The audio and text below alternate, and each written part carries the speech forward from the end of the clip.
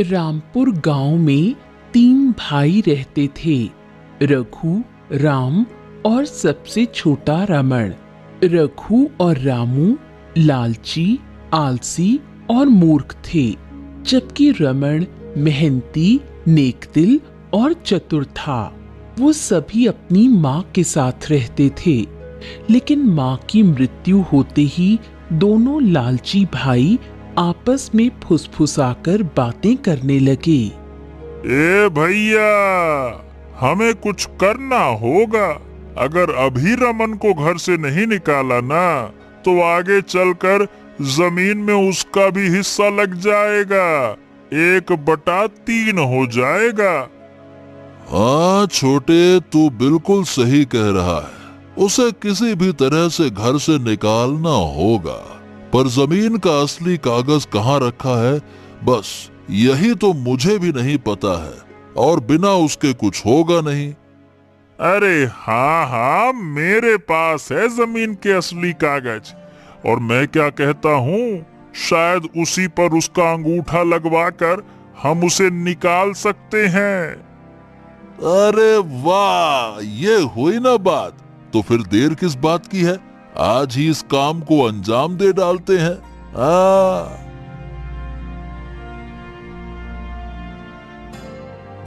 फिर दोनों भाई कागज लेकर रमन के पास जाते हैं। भैया, क्या हुआ?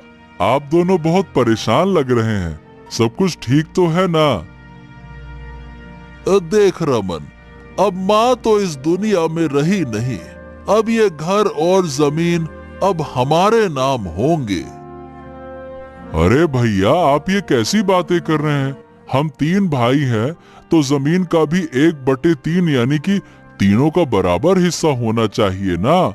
ऐसा तो कभी नहीं होता कि किसी एक को सब मिल जाए और बाकी 2 को कुछ न मिले।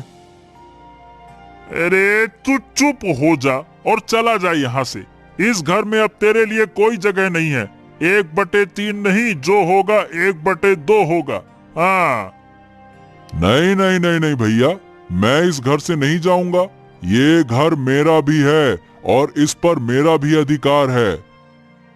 अरे अगर तू अपनी बात पर अड़ा रहेगा तो मैं जबरन तुझे निकाल दूंगा। और पहले इस कागज पर अंगूठा लगा, ये रहा, लगा जल्दी से। नहीं, मैं कोई कागज पर अंगूठा नहीं लगाऊंगा।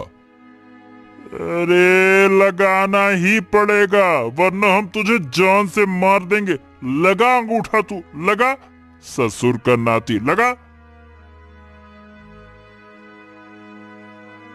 मजबूरी में रमन अंगूठा लगा देता है। अब तू निकल जा मेरे घर से, यहाँ तेरे लिए कोई जगह नहीं है। रमन को घर से धक्के मारकर बाहर निकाल दिया जाता है। दोनों भाई अंदर चले जाते हैं। हे भगवान, ये मेरे भाइयों को क्या हो गया है? वो मेरे साथ ऐसा व्यवहार काहे कर रहे हैं? अब मैं कहाँ जाऊं, क्या करूंगा?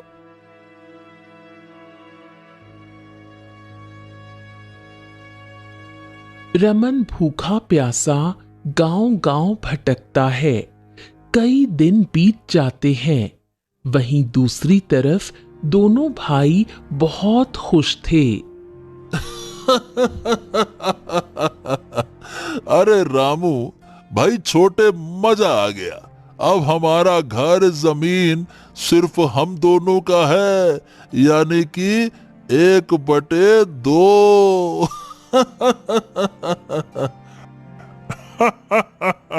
हाँ भैया, अब हम दोनों मिलकर खेती करेंगे और इस बार अच्छी नस्ल के बीज डालेंगे। खेती खूब होगी दबा के। अरे बिल्कुल, इस बार तो हम दिन रात मेहनत करेंगे और खूब अनाज उगाएंगे।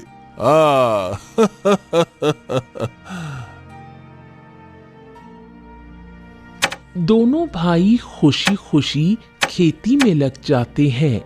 उधर रमन भटकते भटकते एक दिन साधु बाबा से मिलता है। हरिओम हरिओम हरिओम। पुत्र, तुम इतने उदास क्यों हो? तुम्हारे चेहरे पर पीड़ा झलक रही है, क्या बात है? बाबा, मेरे दोनों भाइयों ने मुझे धोखा दिया, घर और जमीन अपने नाम करवा ली और मुझे धक्के मारकर बाहर निकाल दिया। पुत्र, ये तुम्हारे भाइयों के लालच का फल है, पर तुम इस तरह भटकते क्यों हो? सामना करो मुसीबतों का, अपनी बुद्धि का इस्तेमाल करो। हाथ पांव बांधकर बैठने से कुछ भी हासिल नहीं होगा। पर बाबा, वो दोनों मेरे बड़े भाई हैं, मैं उनके साथ कैसे गलत कर सकता हूँ? बेटा, गलत का जवाब सही से देना ही सबसे बड़ा धर्म है।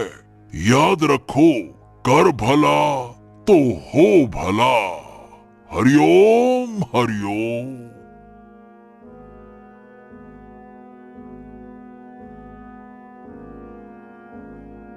इतना कहकर साधु बाबा चले जाते हैं। रमन मन ही मन ठान लेता है, हाँ, साधु महाराज सही कह गए हैं। अब मैं इन दोनों भाइयों को सबक सिखाऊंगा। हाँ। फिर रमन गांव के मुखिया के पास पहुंचता है।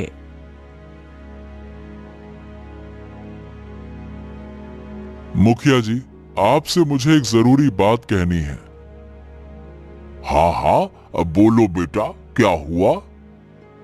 मुखिया जी, मेरे घर के और जमीन के असली कागजात तो माँ ने आपके पास रखे थे ना? हाँ हाँ हाँ, सही कहा। तुम्हारी माँ ने मुझे वो कागज देते समय कहा था कि अगर तीनों बेटों में झगड़ा हो तो यही असली कागज काम आएगा। अच्छा, क्यों पूछ रहे हो बेटा?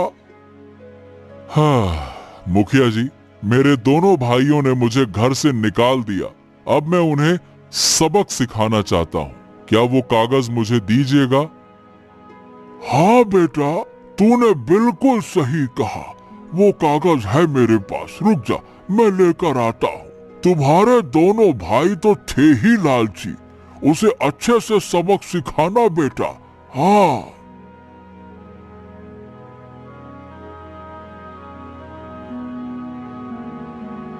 मुखिया असली कागज लाकर रमन को दे देता है। रमन वो कागज लेकर घर लौट आता है। अरे तू फिर से आ गया रमन। अरे मैंने कहा था ना कि तेरे लिए इस घर में कोई जगह नहीं है। भैया, लगता है कि इसे मार खाए बिना चैन नहीं मिलेगा। फिर हमारे पास आ गया मार खाने के लिए। देखो भैया, देखो भैया, आप दोनों को मैं यहाँ कुछ याद दिलाने आया हूँ। मैं ये याद दिलाने आया हूँ कि तुम्हें ये घर और जमीन छोड़कर जाना होगा। अरे ये कैसी बकवास कर रहा है रे तू? ये हमारा घर है। इस जमीन पर हमने मेहनत से फसल उगाई है और तू भूल गया क्या? हमने तुझसे कागज पर अंगूठा लगाया था। ओ माफ करना, तूने अपने से लगाया था। ये बात सही है। बोल, लगाया था कि नहीं लगाया था? भैया, वही तो मैं कहने आया हूँ। जिस कागज पर तुमने मुझसे अंगूठा लगवाया था वो था नकली। असली कागज तो माँ ने पहले से ही कहीं और छिपा दिया था। माँ ने मुझे कहा था कि तेरे दोनों भाई लालची हैं, जब वो तुझे घर से निकाल दें तब इस असली कागज का इस्तेमाल करना।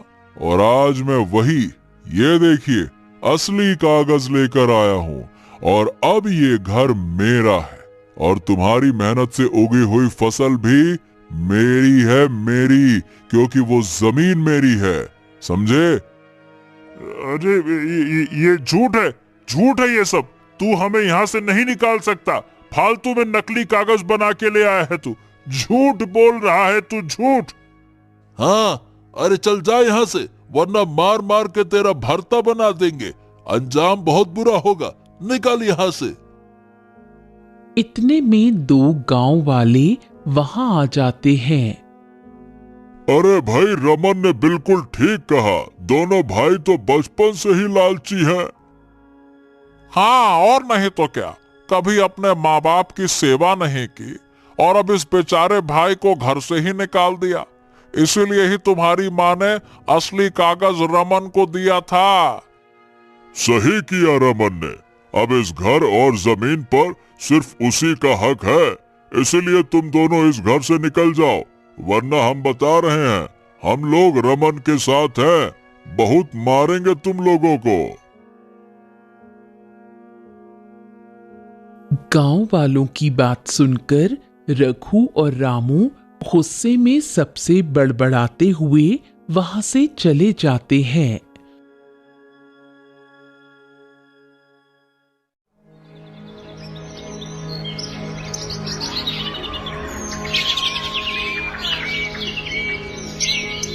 कुछ दिन ऐसे ही बीत गए। रमन की फसल खूब अच्छी हुई। वो फसल काटकर व्यापारी के पास बेचता है, उसे अच्छे खासे पैसे मिलते हैं। वाह, इतनी मेहनत के बाद आज मुझे इसका फल मिला है। अब इतने पैसे हो गए हैं कि मैं अपने होने वाली पत्नी के लिए गहने बनवा सकता हूँ। अब जब शादी होगी तो मैं चाहता हूँ कि मेरी होने वाली पत्नी को कभी कोई कमी महसूस ना हो। हाँ, ये ठीक रहेगा। इतना कहकर रमन व्यापारी के यहाँ से निकलकर सुनार के पास जाता है और गहनों का ऑर्डर देता है। उसके दोनों भाई दूर से ये सब देख लेते हैं। देखो तो रघु भैया, ये ससुरा रमन गहने बनवाए हैं। अगर ये सब हमारे हाथ लग जाए